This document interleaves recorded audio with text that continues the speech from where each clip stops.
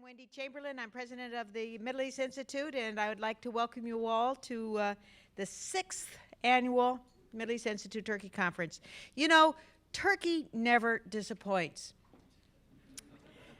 We've been doing these annual conferences now for 6 years, and every year Turkey is on the front page of most newspapers, and there's keen interest in Washington about events in Turkey and what's going on around Turkey, and that is certainly true this year.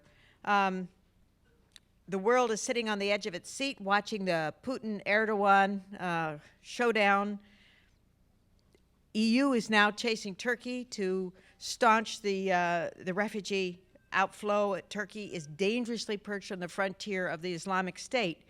And our luncheon speaker, Selahattin Demirtas, who heads the Turkish, the pro-Kurdish Turkish party, will provide a first-hand account of some of the volatile domestic political intrigues. Ought to be a fun day. Clearly, there's a great deal of interest in Turkey in this town, and I think you'll see it by the number of media and press that will be joining us throughout the day. The Middle East Institute will videotape and podcast all of the panels and speakers today, so if you happen to miss one, you can go to our website in a couple of days and catch up on what was said. The Middle East Institute now has great pleasure this year to be able, and a privilege, to be joining in partnership in sponsoring this 6th annual conference with the Friedrich Ebert Foundation, who've provided us enormously critical expertise and support for the conference to make it one of our best, I'm sure. So I would like to sincerely thank our colleagues at the Ebert Foundation for their close partnership and valued expertise. I'd also like to thank the Middle East Institute's own Dr. Gönül Toll. She directs MEI's Center for Turkish Studies, and I think the interest in today's event is a reflection of her political acumen. A note on today's program: for the past 70 years, the Middle East Institute has been dedicated to unbiased and nonpartisan programming and analysis in everything that we do. We work hard when we put together these conferences to make sure that that we invite panelists and speakers that represent the entire political spectrum across ideological conflicts. And we've done so for this conference as well. In that spirit, we reached out to dozens of prominent figures affiliated with Turkey's governing Justice and Development Party, the AKP, as well as members of parliament, pro-government newspaper columnists, scholars, think tanks, university faculties. Regrettably, some have chosen not to join us today.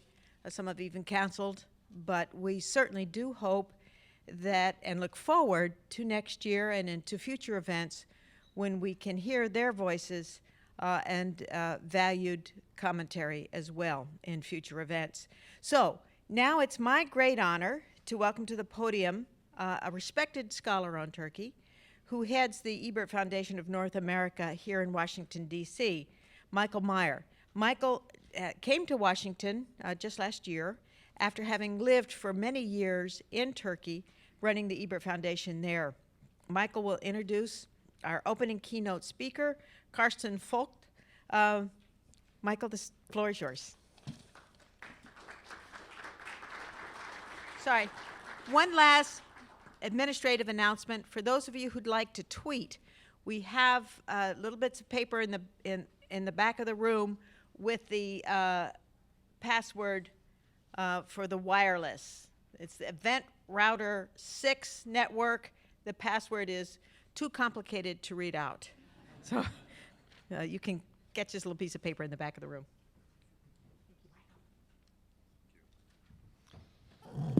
Thank you very much. My name is Michael Meyer, and as Wendy said, I lived for 5 years in Turkey, and my heart is still in Turkey, I can say, and I'm really observing from Washington what's going on there. The Friedrich Ebert Foundation the largest think and do tank left from the center in the world, with more than 100 offices around the world, and we have 2 offices in Turkey, in Ankara and in Istanbul. We are running foreign and security policy debates and studies around the world in all our offices. Here in Washington, we have a focus on the Near and Middle East issues, of course, because it's also of interest for the town. And we have a feeling that German, European, and American scholars, but also politicians, have to work closely together to solve problems. Therefore, we organize a number of conferences and seminars this year on Syria, on the refugee crisis. We were in Turkey with a bunch of American experts and congressmen as well. We have done briefings on the Hill, on Turkey. We have done seminars on Turkish-Israeli relations, and just last week we had a conference with the Middle East Institute on Israeli, American, and German cooperation. Why is the German Foundation supporting such an event here? Not only because I was based in Turkey, but also because Turkey is one of our closest allies in the Middle East.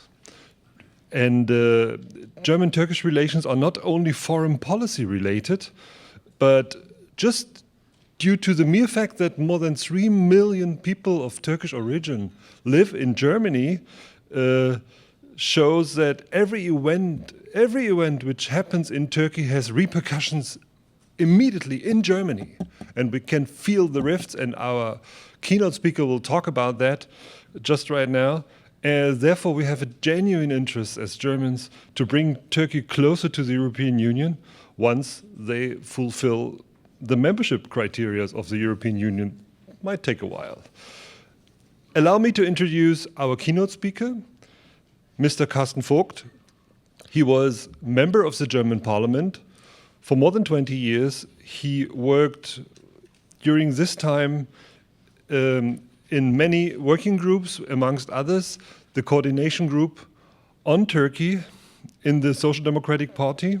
He was the coordinator of the German government for transatlantic cooperation. He was member of the NATO Parliamentary Assembly and served as its president. And he's one of the leading senior experts on foreign and security policies in Germany. Please allow me to introduce Karsten Voigt. Karsten, the floor is yours.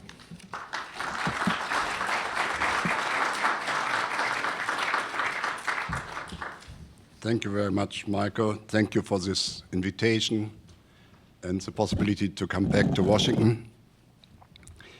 This conference takes place in a moment of crisis. In Turkey and in its southern neighborhood, domestic elements of this crisis and international elements, aspects of this crisis are overlapping. Some of the big powers of the world are directly or indirectly engaged in the conflicts in Turkey's neighborhood. Among them, the 2 largest and most important nuclear powers, the United States and Russia, but also the 2 European nuclear powers, which one sometimes tends to forget, France and Great Britain. And you never know always who is cooperating and who is fighting or competing with one another. This makes the situation even more complex. And France, as a result of the crisis south of the Turkish border, has invoked for the first time an article which is seldom known in Europe and not known in the United States, the so-called military solidarity clause in the European treaty system. And Germany, as a result of it,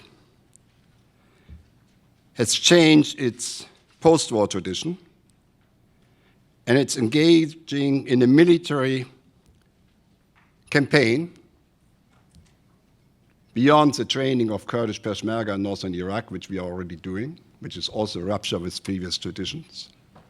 We are now part of a military campaign in Syria and in Iraq, naturally not on the ground, but like the Americans, in the air. Turkey and Lebanon, Jordan, we should not forget that, are taking the largest amounts of the refugees coming from Syria and Iraq. But inside Europe, Germany has become the safe haven for refugees, not only from Syria, but primarily from Syria. We expect in these days that the threshold of 1 million refugees this year will be crossed. And they arrive there. They change our domestic politics. They change our international politics. And it shows in a very dramatic way, and I don't use this term always, it is a dramatic situation. It shows in a very dramatic way that while Turkey and Syria and other nations in that part of the world are thousands of miles away from Germany, that our challenges are intertwined. But I will talk about that later on again, but let me first say, because it has some relationship to what I intend to say, how I became interested in Turkey. I started in the late 60s when I was working in an institution for adult education, and the Christian Democratic organizations were responsible for the Christians, migrant workers coming from Italy, Spain, and Portugal. And naturally, the Social Democrats were responsible for the non-Christians from Yugoslavia, former Yugoslavia, and from Turkey. So I became in Frankfurt responsible, among others, for the vocational training and the language training of migrant workers, and primarily among them of workers arriving from Turkey inside Germany. I have discussed with them later on, not only as somebody living in Germany, but I went to Turkey as a young parliamentarian. And there I met Süleyman Demirel in a meeting, Bülent Ecevit in several meetings, and also the former General President Kenan Evren in several meetings. All very different personalities. They had totally different views, but they all stood in the tradition, some more, some less, of Kemal Atatürk. And this is very often forgotten, that they were not only fighting one another, but they were quoting the same, citing the same traditions. And they all wanted Turkey to be an integral part of the West. And they all wanted a closer relationship between Turkey and the European Union, hopefully at that time becoming a member of the European Union. At that time, I sometimes, not seldom, discussed Turkish issues with American politicians. Also with very different positions like Wolfowitz and Holbrooke. They were different in many respects, but they both were, like me, in favor of the Turkish membership of inside the EU. But on one point we disagreed, and I disagreed with both of them. In my view, they overestimated the importance of the secular, pro-Western elite inside Turkey. Because of my background, where I met many people who grew up not at the shores of the Mediterranean or in Istanbul and Ankara, but who were growing up in Anatolia. I had closer contacts with many people who were formerly living at the countryside in Turkey. while we too both had contacts in Istanbul and Ankara, where we met the Westerners, so to say.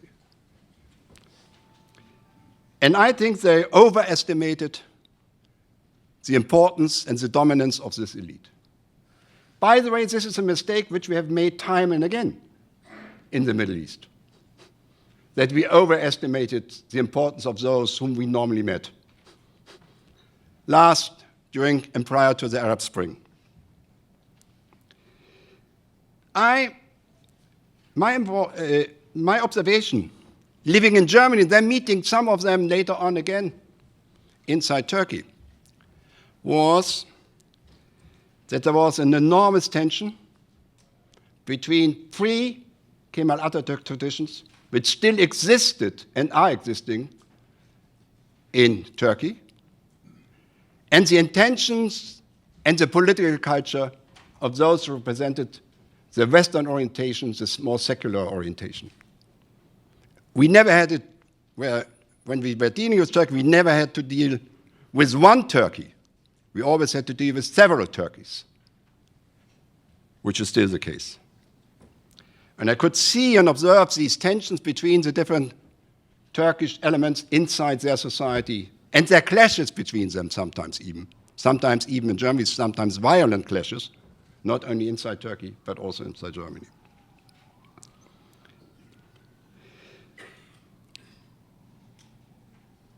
With the election of Recep Erdogan, this gap between the governing elite and the countryside has been closed. That's the positive aspects of a more complicated aspect. The main reason for this is that nowadays the cultural and political traditions of the countryside are represented in Turkish policy as well, much more than in previous decades. Erdogan, in a certain way, represents the growing economic and political self-confidence of the more traditional parts of Turkish society. Many in Europe and the US, and among the many social democrats in Germany, supported Erdogan's successful strategy of reducing the role of the military in Turkish policy. But nowadays, many observers in Europe, and I think also in the US, ask themselves whether Erdogan's objective was a democratic Turkey, or whether his democratic reforms were an instrument for him to establish a new authoritarian rule. I'm interested in your answer. I don't want to give an answer now, for obvious reasons. But I will restrict myself at this stage to the description of some longer-term trends which I observe, not as a specialist, but as a political observer, inside Turkey. First, Turkey has become a much more self-confident country over the last decades. And this is good in many respects, and it has good reasons to be self-confident. Economically, Turkey has for a long time had higher growth rates than many European countries. This growth rate has been slowing down, but still it's compared with the situation in a couple of European countries, it's doing quite well. I think, secondly, let me first say that this self-confidence is obvious and justified.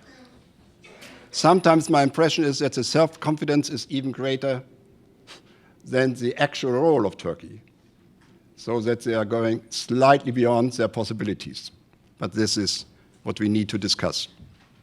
Second, while Turkey still sees itself as part of the West, and it continues to have European aspirations, it defines itself now more than in previous decades as an important power in the region. Some leaders of the present Turkish government, especially the Prime Minister Davutoglu, did in the past emphasize the opportunities for the Turkish foreign policy in the region, in its neighborhood. During the Arab Spring, especially in the first phase, Turkey did see it itself as an example for the Middle East and Northern Africa. Third, today many Turks are more concerned, that's the other side of it, about the instability in their neighborhood and its negative consequences for Turkey. The tensions and the hostile rhetoric after a Russian military airplane has been shot down gives evidence that Turkey's changing role in the region exposes the country also to new risks and not only to new opportunities. Davutoglu started as a foreign minister with the promise that his policy would lead to a benign neighborhood. But today's realities are far apart from that hope. If you allow me a side remark, insofar as the sanctions are concerned, it's very interesting that the Russian sanctions are very different in nature when you compare them with the Western sanctions against Russia. We try to target the financial markets and people in the leadership of the Russian society and Russian politics, while Russia answered with sanctions which had not only negative effects for many people inside the West, but even more negative consequences for many parts of its own population when you look at the price level of vegetables. When you now compare this reaction in during the Ukrainian crisis, when you now compare it with the Russian sanctions against Turkey again, you see that the Russian leadership is not shying away from sanctions which are harming their own population. It's an interesting fact, and I'm not looking forward, but I expect them to act in a similar way in the beginning of next year when we have to expect sanctions when Ukraine becomes a full association treaty really is enacted, so to say. Turkey's new role in its neighborhood is, on one side, increasing the role of Turkey in the EU and in the West as a whole. On the other side, it is complicating our relationship with Turkey.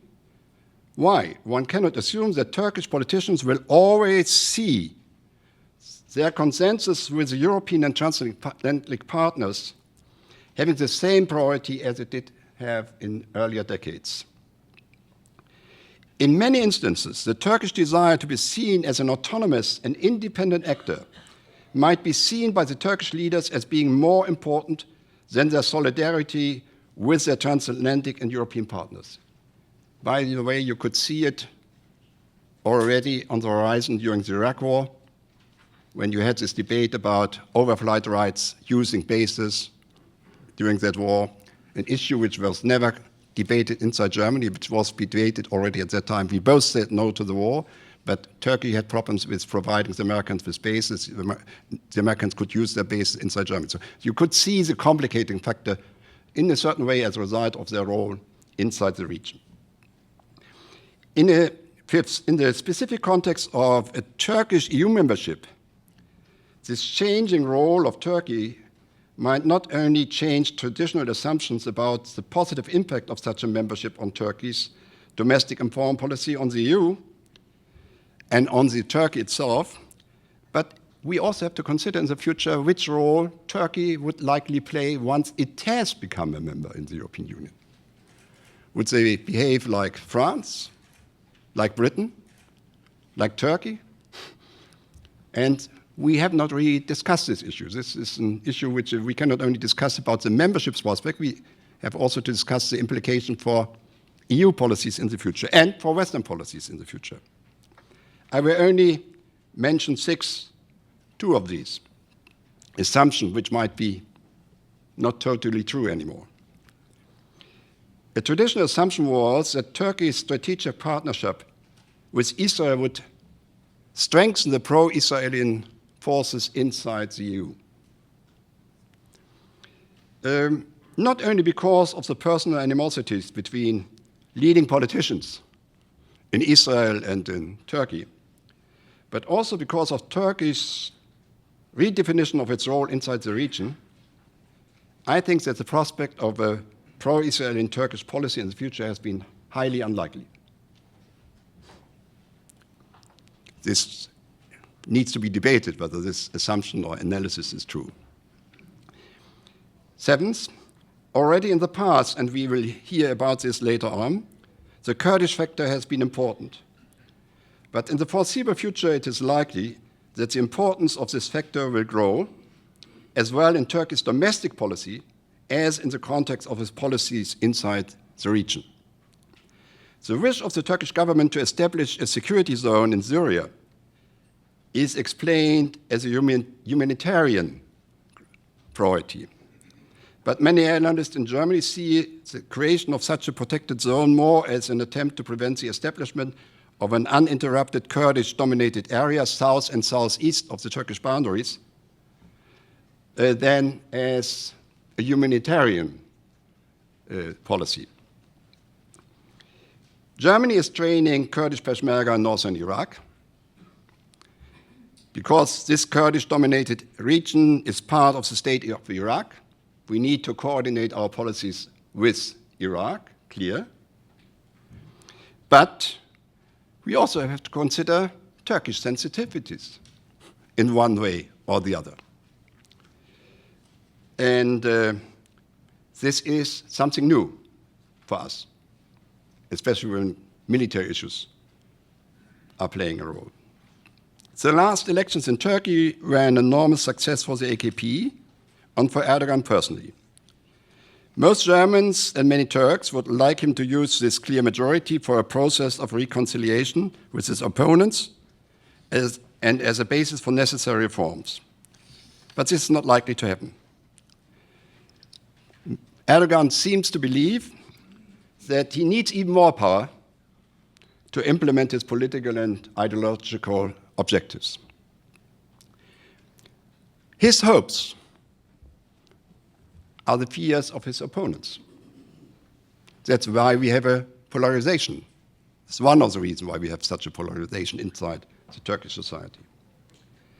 A similar polarization took place in Germany and is still taking place. I explained it for my neighborhood.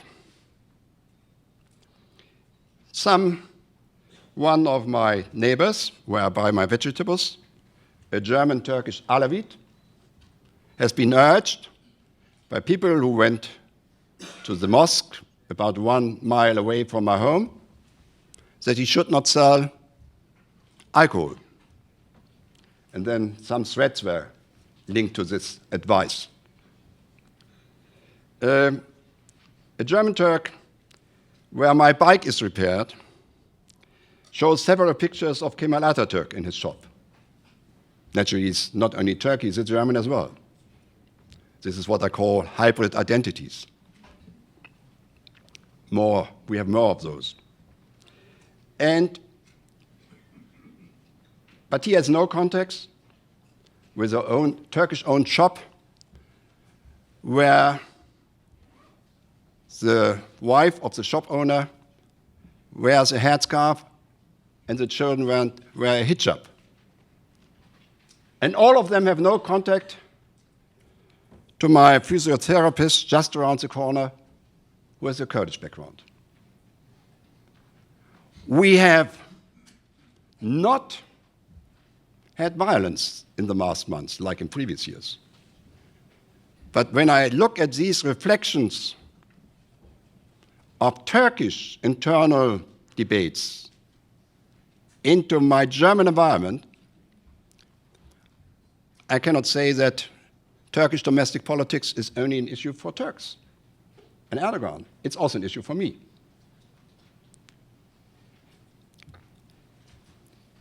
How did those Turks vote in the Turkish election?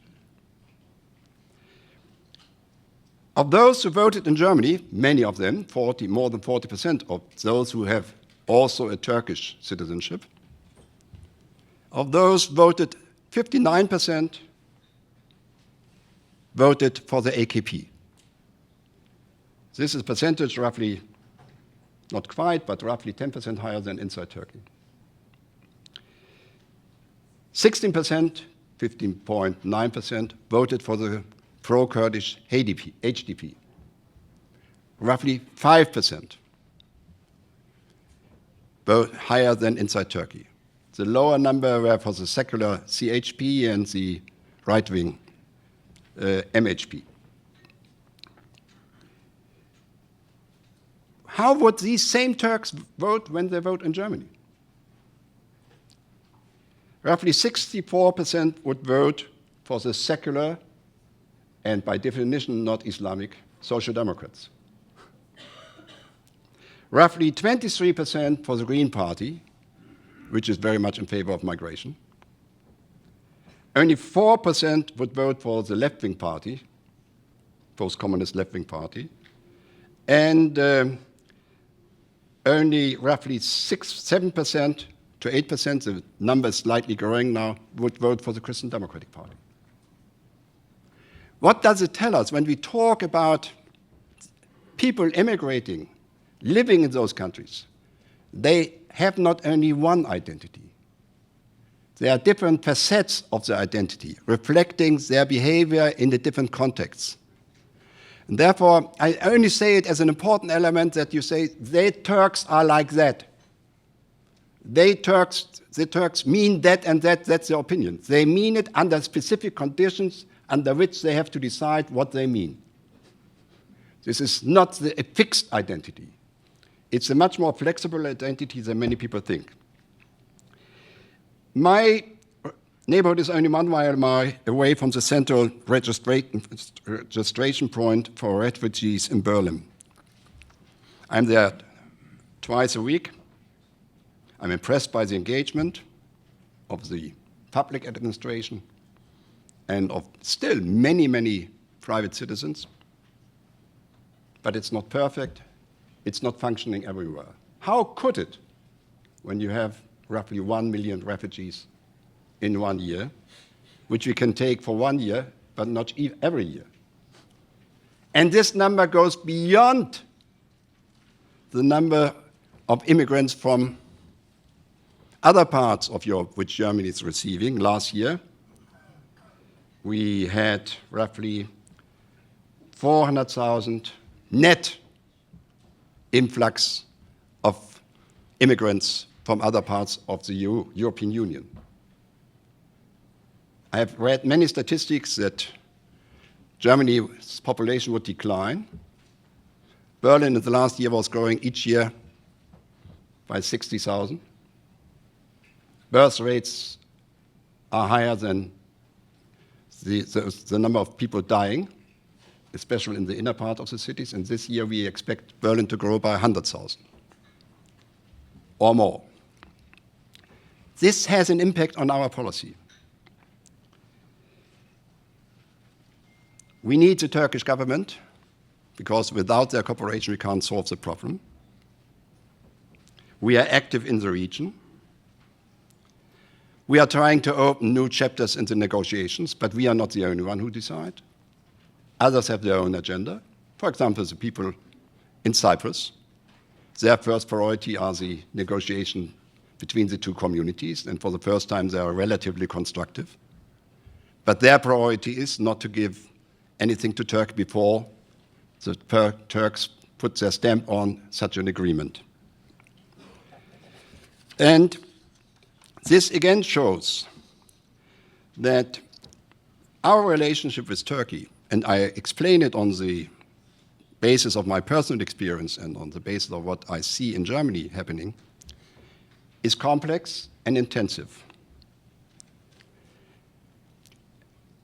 I'm clear that this complexity will stay with us, and that not only for Germany, but I know it best in Germany, we will have a mixture of good news coming from Turkey and of good cooperation between us and them.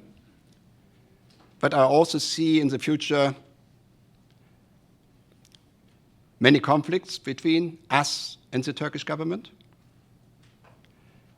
And the while new chapters of the negotiation might be opened, for the time being, the political culture of Germany and of some other European countries and of Turkey are drifting apart and coming not closer to one another.